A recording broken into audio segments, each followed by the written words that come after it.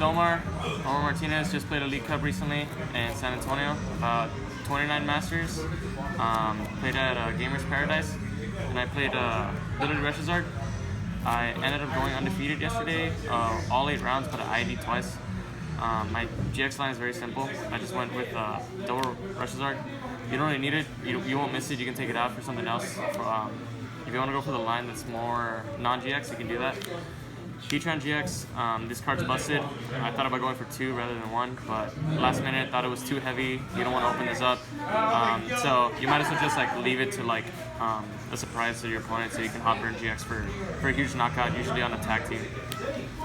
And for support for Jirachis, this is what you want to start with usually every game. Almost every game I would open up Jirachi, and from there I just went off, grabbed Welder, grabbed Giant Hearth, any piece that I was missing. This deck thins really fast, so this just like helps get those pieces that you need last minute. So I usually like to use this last. And then I went for 2 Dedenes rather than 3. A lot of Reshiram decks like to go for 3, but I stuck to 2 because deck space, and I didn't really want to overbench with 3 Dedene, but 3 is always safe. I went with the risky 2, just make sure to take care of them. You Pokecom one away if you have a second one in hand. But other than that, 2 Dedene is just about what you want. I went with the 3 Vulpix last minute. I took out my Mew for the 3rd Vulpix because I expected there to be a lot of Reshiram in the cup, and so I thought the Vulpix were just so precious because usually whoever gets the first Vulpix and puts their first Ninetales tries to kill all the Vulpix, and it just becomes a war there. So if they kill the first one, you can just bench 2 after that, and they really can't do much, and you can bring your Ninetales out to kill their Ninetales, and then the Ninetales war can kind of just end from there. But really it's just about being smart with your Ninetales, and obviously 2 Ninetales. Didn't go for 3, 2 is enough. Usually you just use 1. When you have 2, it can become busted with Victini plays, but usually just want 1 all day. Then non-GXs, non-GX attackers, 2 Tornadors. In top 8, I played against a mirror match, and the guy had 1 Tornador. He ended up discarding it early because he needed to find welders with Dene, so with the second one, I was able to surprise him because he thought he knocked out the first one, and he thought it would be good, but I brought out the second one, just watered onto it, ended up knocking out the Reshiram real easy, and from there the game was just taken from him. And obviously Victini Prism Star, and for the mirror match usually Volcanion. Not a lot of the old lists were running Volcanion, but I decided to run it thanks to Zach Lesage, and from there the Volcanion, you would welder turn 1 for the 3 energy into something, 2 energy, and then attach to Volcanion. And you would be able to have 6 energy on your field by turn 2 before your opponent has their 6 energy, so you would basically win the fire energy race against them. That's it for the Pokemon list. Onto the trainers. The heart of the deck is the 4 welder. Obviously this makes the deck completely busted. You don't play any of the supporters, you just play these 4. And then the pow pad to make it to 6. Most of the day I was able to play the 2 welder, pow pad the 2, and then bring all back 4 welders and make them all alive again. So being able to play 5 or 6 welders in a game just absolutely busted when you're able to use Victini and move them all. For searches, 3 Cherish Ball and 4 Pokecoms.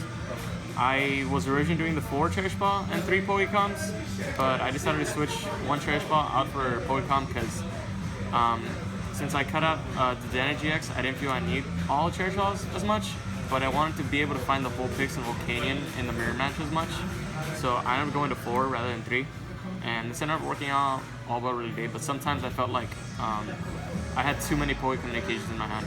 So you can just go back and forth between the 4 and 3.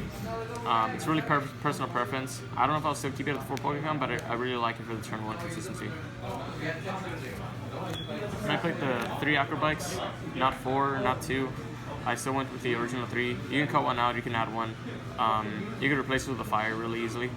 But yeah, the 3 Acrobikes, I mean, they work well. You don't really need a 4th, you don't really need a 3rd, but it's just there to fill space. And 3 switch, didn't play 4, didn't play 2. I felt 3 was just the right count, and most of the day 3 switch was just getting me right enough on time to be able to take the games. Then along with 3 switch, you have 2 escape boards for your Jirachis. That's all you need. You don't need any more than 2. yeah, that's about it. 1 Fire Crystal. I'm not playing the 4 Fire Crystal build, I'm playing the 1. This is a surprise tech that a lot of people didn't expect since I was playing the 18 Fire Energy build. And well, people thought I was playing the 18 Fire Energy build, so this was very unexpected for people. So when I pull this out and just play Welder, it would help me out a lot because I'll just Stellar Wish into this and just go off from there. As for stadiums, I didn't play 2 Hearth, I played 3. Super consistent. You're almost always finding them. This helps you deck thin so much, and then you Stellar Wish after deck thinning, and depending on your hand. And you can literally make your deck go into half of how many cards you have by playing 3. And with Heat Factory, it's not really needed, but it's nice.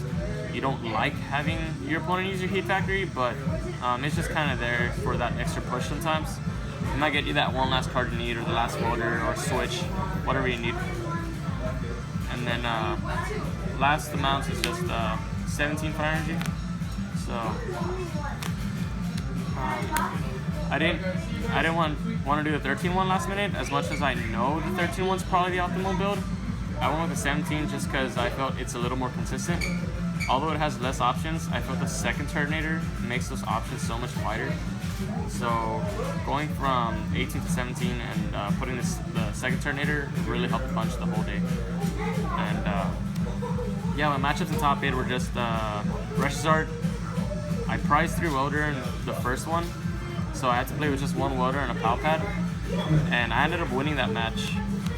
And then I 2-0'd the Reshiram. In game 2, I played against New Box, and I lost the first game because I misplayed.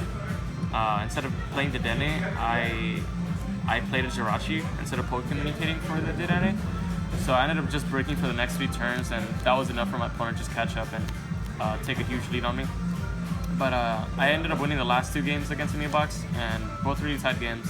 Then in finals, I played against Gardevoir Sylveon tag team, and that one was just steamroll. Like, Gardevoir doesn't want to play against Reshiram, and Grand Finals playing against Reshiram is just a nightmare. I ended up winning both games in 2 turns in finals, so the finals went really quick. But overall, like, the whole day I played against really skilled players. I played against all meta decks all day. I didn't play against any rogue, but I felt like this deck was able to handle everything that it needed to. So with that, I'm at about 130 points for Worlds. So yeah, that's the ability Reshiram.